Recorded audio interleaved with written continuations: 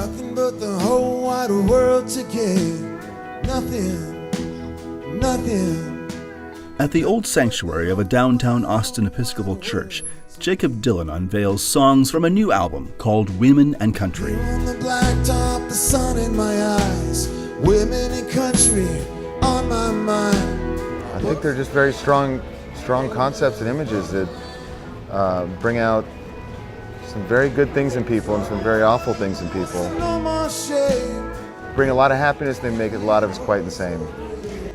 Nothing to lose, rivets and chains. Nothing but the whole wide world to give. Dylan's backed by vocalists Nico Case and Kelly Hogan, and they call the band Three Legs. This is one of 5 shows they'll perform in Austin at the South by Southwest Music Festival. Nothing, nothing. Being a known performer with a famous name gives Dylan a leg up at this festival, but it's no guarantee of success.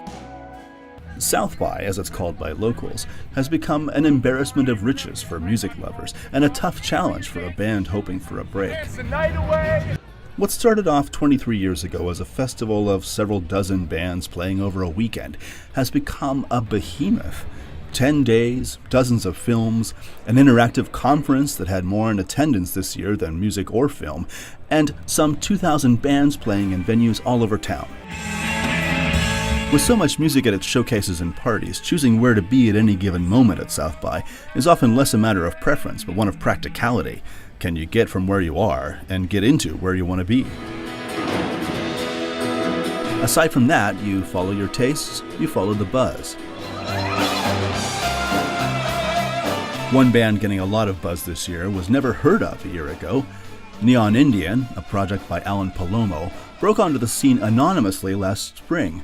Soon after, its debut album was named Best New Music by Pitchfork Online. I think the most surreal thing about playing stuff like South by Southwest in particular is that you internalize the idea that a record that you wrote just a little under a year ago is being sung back to you by a complete crowd of strangers, you know, and that's a pretty bizarre and surreal thing. And I mean that in the best way possible, but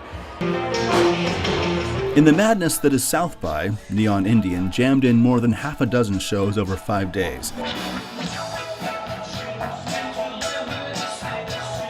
At this one, Neon Indian's Rundgren-esque synth pop wakes up an afternoon crowd. Now, if you prefer to pick a band by name, there's lots to catch the eye. Last year, there were herds of bands with animals in their names.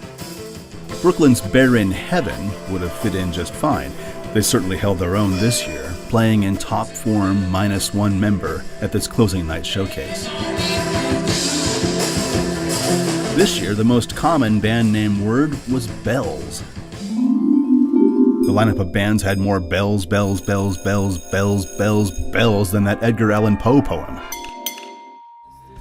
The biggest ringer among the bells was Broken Bells, the joint venture between Danger Mouse and the Shins guitarist James Mercer. Their tintinnabulations musically welled at 2 South by shows. I don't know if you're dead or not, if you anyone. You know I'm mobbing with the D.R.E. For the 3rd year, Perez Hilton hosted one of the bigger parties at South by Southwest. Can somebody say Snoop Dogg? First time I came to South by Southwest was 4 years ago.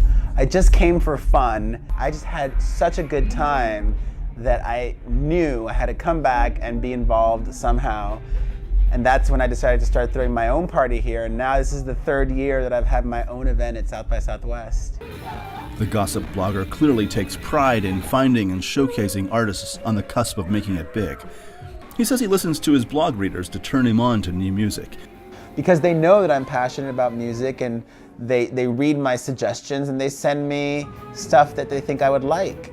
This year he showcased a British act called Marina and the Diamonds. But Perez Hilton could have used a bigger space for this year's shindig. When it reached capacity, the cops shut the gates, leaving many, even those with these fancy press badges, lined up outside on an unseasonably cold night.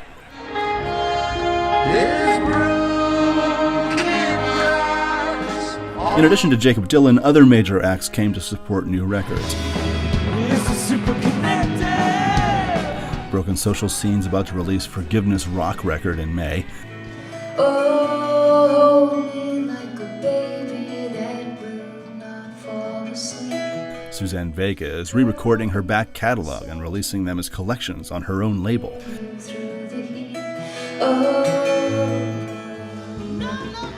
And Sharon Jones and the Dap-Kings had them dancing before Spoon took the stage on opening night. She's all grown up. She put no foot down. She ain't a child. No. But at its heart, South by is less about the major acts, more about serendipity.